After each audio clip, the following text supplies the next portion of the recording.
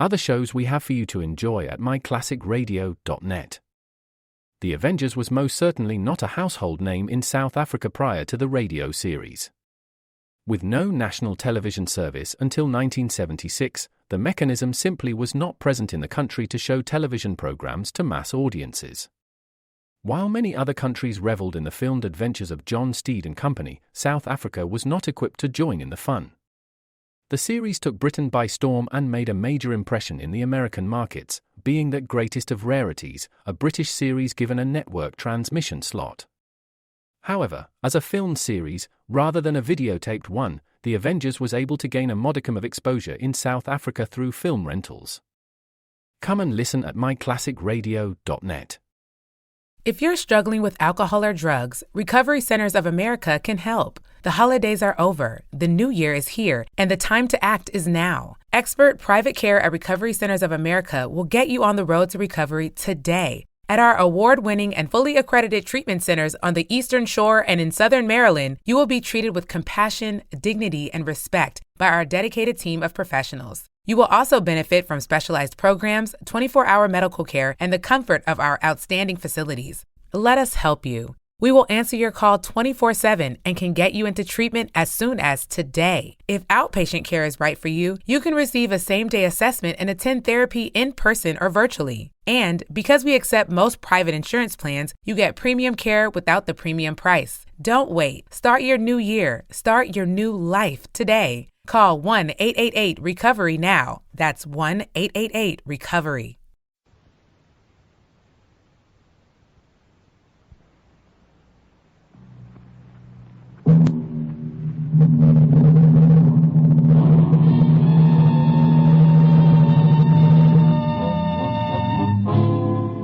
Dangerous Assignment, transcribed starring Brian Donlevy as Steve Mitchell.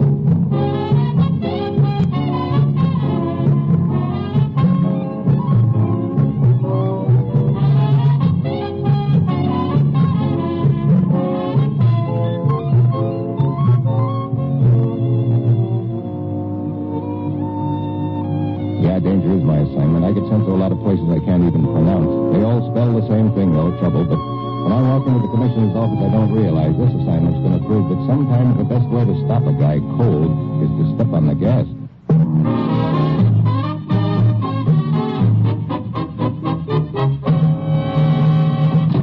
Morning, Commissioner. You sent for me? Steve, how'd you like to take a risk? Fine. I know just the place, a farm in Vermont. Sorry, I've already picked a spot for you. Bavaria, a private sanatorium. Oh, great. I understand the nurses are quite attractive. Oh, great. Well, my bags are packed, Commissioner. What's it all about? 2 weeks ago, a Czech diplomat was arrested in Prague on a charge of treason. He made a quick confession. Sure, they usually arrange it that way. In that confession, however, he implicated an American newspaper man, a foreign correspondent named Emerson. Emerson, he said, was an American spy. Here we go again. The correspondent got wind of the frame-up and ducked out fast. He managed to slip across the Czech border, got as far as Regensburg in southern Germany, then ran into more trouble. What happened? He was kidnapped, picked up right off the street in broad daylight by 3 men, but not before he'd put up a terrific struggle. And that was 10 days ago. And no word of him since? Until last night. A young doctor named Minder got word to us that he thinks Emerson is being held in a private sanatorium in Bavaria. I get it. That's where I'm supposed to check in with my battered nerve. Right. Dr. Minder will contact you when you arrive in Munich. Get to that sanatorium, Steve. And if you find Emerson there, get him out and bring him back. Well, that's it. You've got your assignment. Good luck.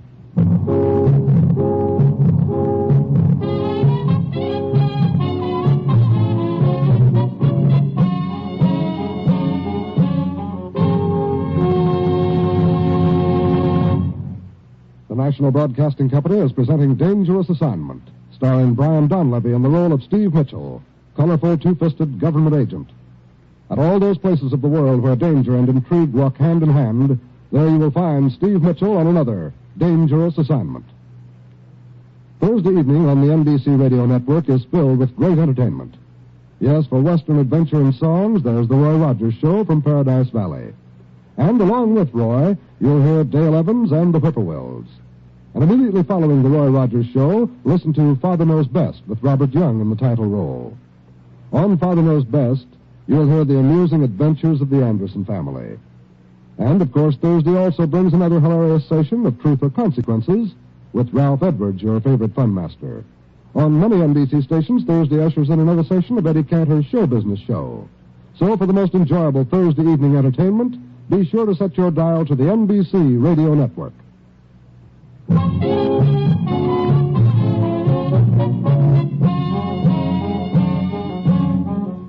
Sure, I've got my assignment. Get over to Germany, check on a tip given us by a Dr. Minder. Hope it leads me to a missing American correspondent named Emerson. Get to him before he's hauled back to Czechoslovakia to face a bum rap as a spy. It's late Tuesday evening when my plane lands in Munich. The voice on the PA is calling my name as I hurry across the airport waiting room. A gentleman left this envelope here, Mitchell. Oh, thanks. May I be of further service? Yeah, how do I get to 64 Austerplatz?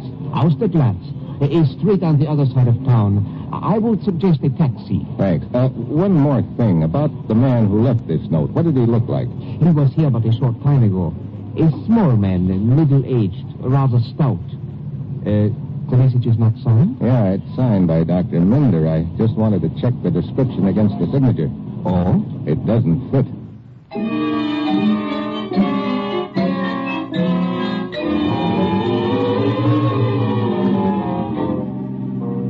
I grab a cab, and on the way across town, I ask myself a few questions. I don't like the answers I get. 10 minutes later, the cabbie drops me off in front of 64 Austerplatz. I like this even less. 64 Austerplatz is a mortuary. I push open the door, go inside. I follow the long red carpet down the dimly lit corridor. At the end of it, there's a desk, and on it, a small vase of flowers, the card index file, and a buzzer. I lean on it. A few seconds later, the curtain behind the desk part, and a long, slender gent in a frock coat steps out. He folds his claw-like hands together and glides towards me. Good evening, Mynheer. Good evening. I'd like to see Dr. Minder.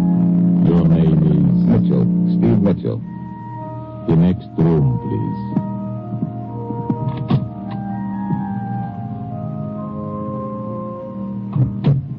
I don't turn around when the door clicks softly shut behind me. I just stare at the casket at the far end of the room.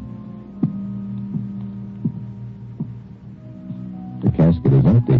Surprise number one. Surprise number two follows a second later. A gun nestles in the small of my back. Do not move. The identification. Place it on the casket. Sure. There you are. Thank you. Don't mention it. Drop the gun. Drop it. That's better. You've got a lot to learn about this business. Hey, wait a minute. You fit the description I have of Dr. Minder. Yeah. Here, your identification, Mitchell. Look, what's this all about? Just a precautionary measure. I was afraid I might have been followed today. Oh, why pick this place to meet? The man you met a moment ago, he's a very close friend of mine. A doctor with a mortician for a buddy? I wouldn't spread that around, Minder. It doesn't inspire confidence. Yeah, I see what you mean. Yeah. Why do you think you might have been followed, Doctor? Because of what happened 2 nights ago. When I saw Emerson at the sanatorium. He is listed as a Herr Langfurter. They have him in a small private cottage at the rear of the main building. Go on. I was looking for Dr. Arnstedt. He is the head of the sanatorium. I thought I might find him at the cottage, but when I arrived, I saw the man they call Langfurt lying on his bed. The bandages removed, his face badly marred, bruised. His face is usually covered with bandages? Yeah. I moved in closer, and then suddenly his nurse appeared from the next room. She screamed at me to get out, called one of the guards. Any repercussions over your visit? No, none. The matter seems to have been dropped. They probably figure you didn't recognize Emerson, so they let it ride. Who's his doctor? Dr. Arnstedt. You known him long? Since I joined the staff 2 years ago. He is truly a great doctor, Mitchell. That is why I failed to understand how he could be mixed up in an affair such as this. How far is it to the sanatorium? Oh, it's several hours' drive. I have my car parked in the back street. Okay, let's get going. We'll figure out something on the way, I hope. We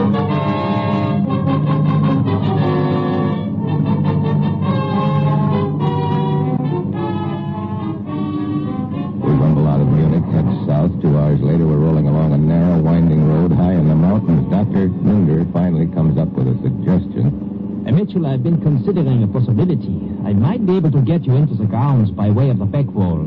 I could possibly hide you in the clinic. Yeah, if I could pass myself off as a villager with a liver complaint. No. As a tourist, perhaps, yeah. But it would be too dangerous. Too many questions would be asked. Wait a minute. They couldn't very well expect me to answer questions if I'd been knocked out cold, an accident.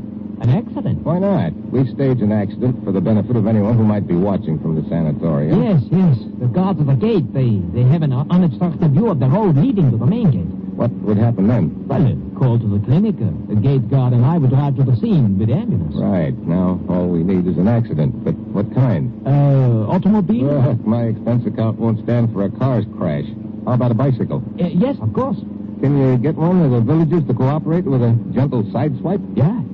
Albert Herpfel. He's a farmer. His place is not far from the sanatorium. He has a truck. He'll be eager to help us. Yeah, you make sure he isn't too eager. I want this to look real, but not fatal.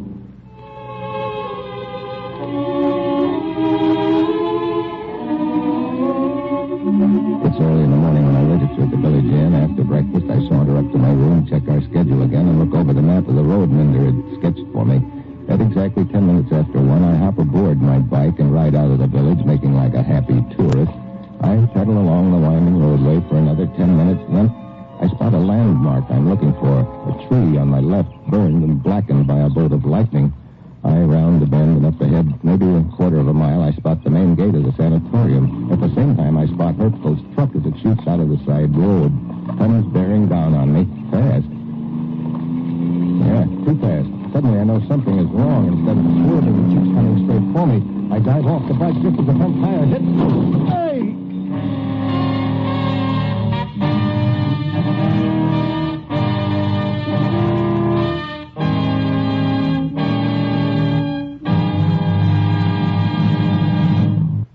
Steve Mitchell will continue his dangerous assignment in just a moment. This is the time of year when every motorist must revise his driving habits to conform to winter's rain, snow, and slippery highways. The National Safety Council warns that winter driving conditions present more hazards than at any other time of the year. So, as winter comes to your section of the country, change your driving habits to meet changing road conditions.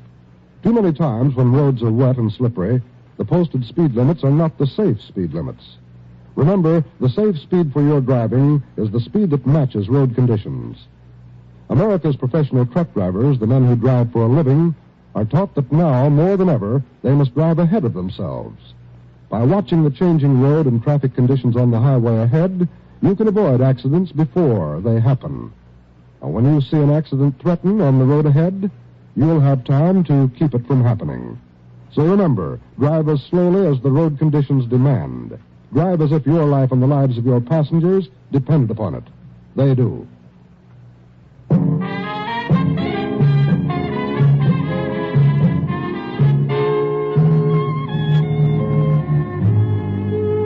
Now, back to Dangerous Assignment and Brian Donlevy as Steve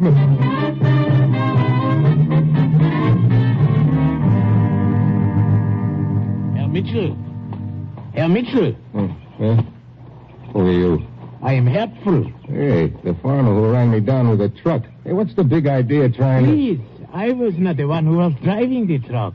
That was my hired man, Zwecker. How come? Zwecker also does some gardening up at the sanatorium. He must have overheard Dr. Minder and myself setting up the plans for this accident. He stole my truck and tried to kill you, possibly hoping to get some kind of reward from them. Brother, he almost earned it, too. When I realized the truck was gone, I came here as fast as possible to warn you. I was climbing up the ravine when you came down. The hard way. Well, this is just dandy. Zwecker's probably up at the sanatorium right now, spilling the whole gag to them. No, Herr Mitchell. I saw him climbing down here after the accident, perhaps to make sure you were dead. I waited for him in the bushes. He's tied up at the bottom of the ravine, and I will turn him over to the police. Nice work. Hey, what's that? The bell on the ambulance. See? Up there. It's winding down the road from the sanatorium. After I took care of Zwecker, I telephoned the report of the accident, as we had planned. Okay, Herpfel. You've been very likewise.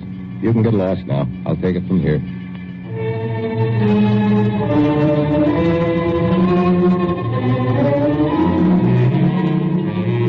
I watch the ambulance winding down the narrow road, its bell clanging hot and heavy. This I don't get. There's no traffic around. Why make with the go? Pretty soon the ambulance pulls to a stop on the road above me. I see Dr. Minder scrambling down the side of the ravine. And waddling along behind him is a fat guy who bulges out of an alpine suit with short leather pants. I close my eyes and pretend to be out. Here he is, here. Doctor, is he still alive? Yeah, but unconscious. Hugo, bring down the stretcher, huh? The driver comes down with a stretcher. They load me aboard and lug me up to the road. They slide me into the ambulance. Minder gets in beside me, and away we go. All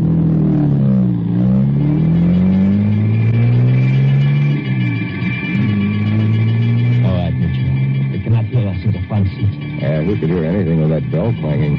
Do you have to do that? It's knocking my head apart. I'm sorry. But it's Lazzo Pomeran. Which? Pomeran. That's the name of the bell? No. The name of the man who's ringing. Oh, the fat boy? Yeah. You see, Lazzo Pomeran is a patient at the sanatorium. He's quite wealthy. He always insists on riding with the driver whenever the ambulance goes out so he can ring a bell. It's no problem. The bell is a problem as far as I'm concerned. I'm afraid that they have no choice, Mitchell. You see, he donated the ambulance to the sanatorium. But wait, we're almost at the gates. You'd better become unconscious again.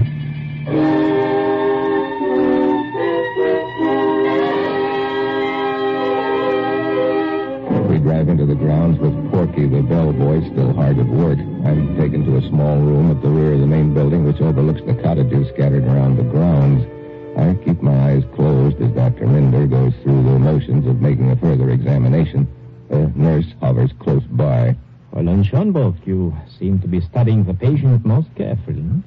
I was just trying to remember. Remember what? Well, I have seen this man before. You feel that you have? He looks familiar anyway. An American, wouldn't you say? Well, I don't know. Possibly a tourist. Is Dr. Anstedt on the grounds? Huh? No, he went to Munich yesterday. Munich? He left shortly after you did. He said he had business in Munich. Oh, yes, I see. Well, that will be all for now, Fräulein. Will you please order the x-rays, huh? At once, doctor. Mitchell? Yeah. I almost swallowed my Adam's apple when that nurse started wondering where she'd seen me before. Where could she have seen you? Search me. Maybe around the village this morning. Or maybe she's mistaken. Well, I don't like it. You don't like it. Another thing. This Dr. Anstedt you think is mixed up in the deal. Yeah. She said he had gone to Munich shortly after I did. Could be he followed you. If so, he knows who you are and why you are here. Well, we're in too deep to back out now, but we'd better work fast. All right. Oh, here's the plan. Come on, sit up in bed. Okay. Now, you see the cottage under those trees near the back wall, huh? Yeah. That's where they've got Emerson? Yeah. We must wait until dinner time. 2 hours from now. I will signal you from outside as a proper time. Huh? Then what? The guard at the cottage leaves for dinner. The special nurse remains. I will try to keep her occupied while you slip into the cottage. If the patient is Emerson, the ambulance will be waiting by the cottage. You'll have to make a run for it, huh? Well. Herr Pomeran. Oh, splendid. I see our patient has recovered consciousness. Yeah. But he is still weak and needs rest. But I trust you play pinochle, sir. There is not one decent pinochle player in the whole place. As you see, Pomeran, I must give the patient an injection, a sedative. So. And now I must ask you to leave. Well, of course. Well, until later, son, our first pinochle game. That was most unfortunate. I wish to make it appear that you are still unconscious. What was that? Oh, that was Pomeran's version of a yodel. He thinks it quite amusing to make that sound whenever one of the more attractive nurses passes by. He is even now very probably in pursuit of her. An alpine wolf whistle get? Look, how am I supposed to slip over to that cottage when you slip me the mickey with a needle? No, don't worry. That injection was not a sedative. What was it? Vitamin B. Good for the nerves.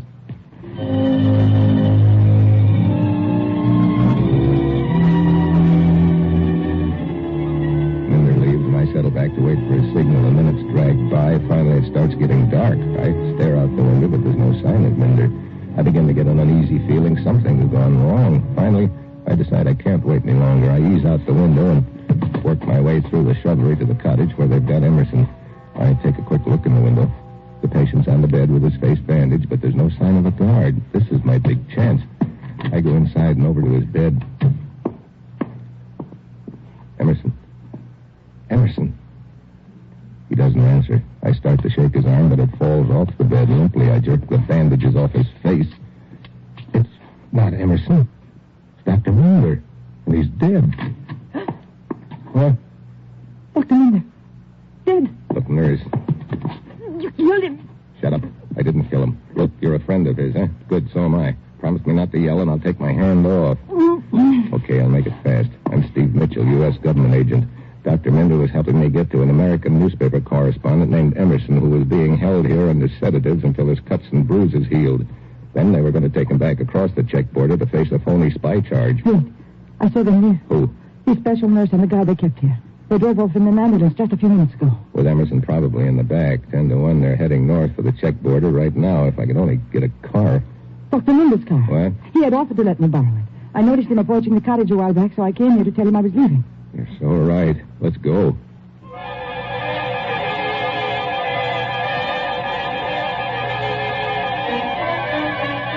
We slip out of the cottage to Minder's car and roar away.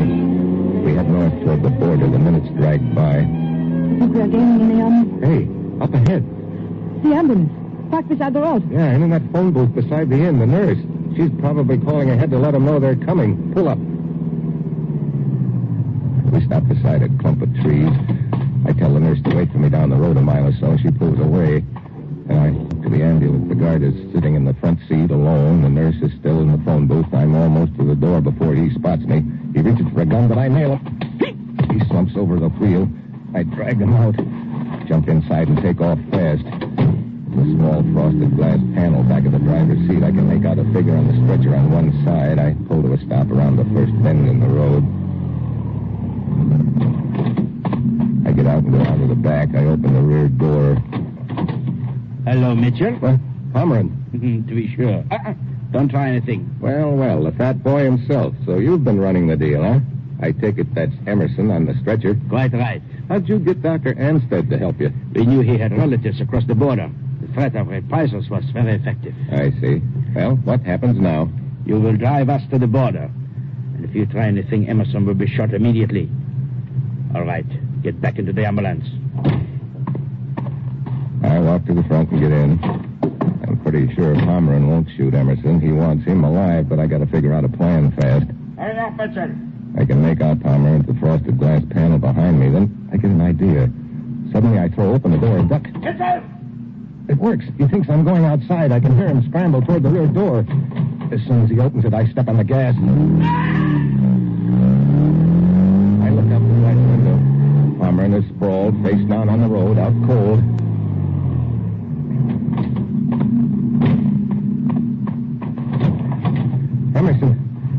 Emerson, you okay? Oh, here, let me get some of this tape off your mouth. There. Who are you? Steve Mitchell, government agent. You're going home. Pomeran. He's out cold. I sort of drove the ambulance out from under him. We'll leave him here in your place, and it's just as well. I've got a hunch when they find out he goofed up the deal, he's going to need an ambulance.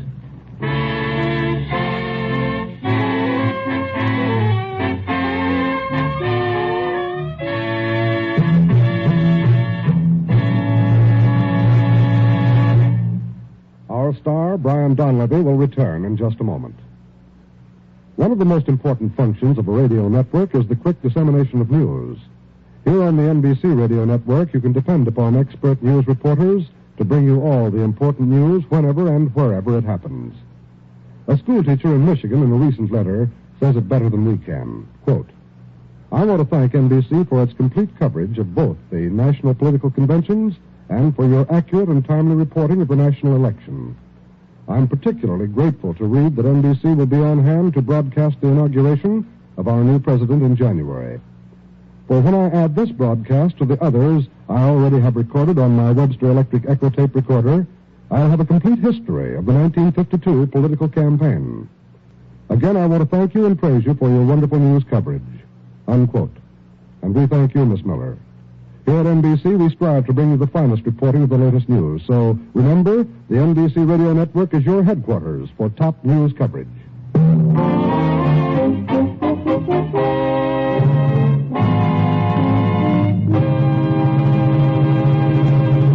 Next week, Sweden. A nursery rhyme that almost turns out to be my epitaph. And that will be Steve Mitchell's dangerous assignment next week.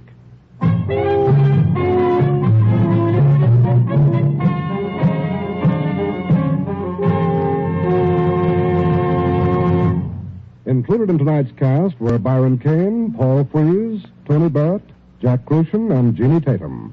This is John Storm speaking.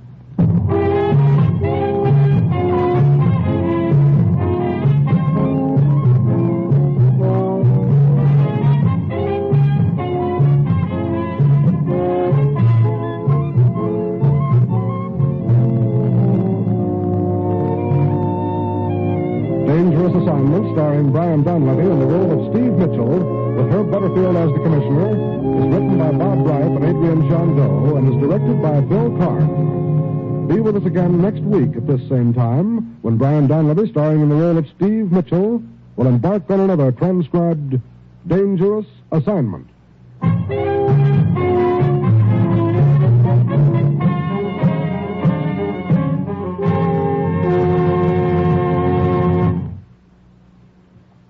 This is NBC, the national broadcasting company.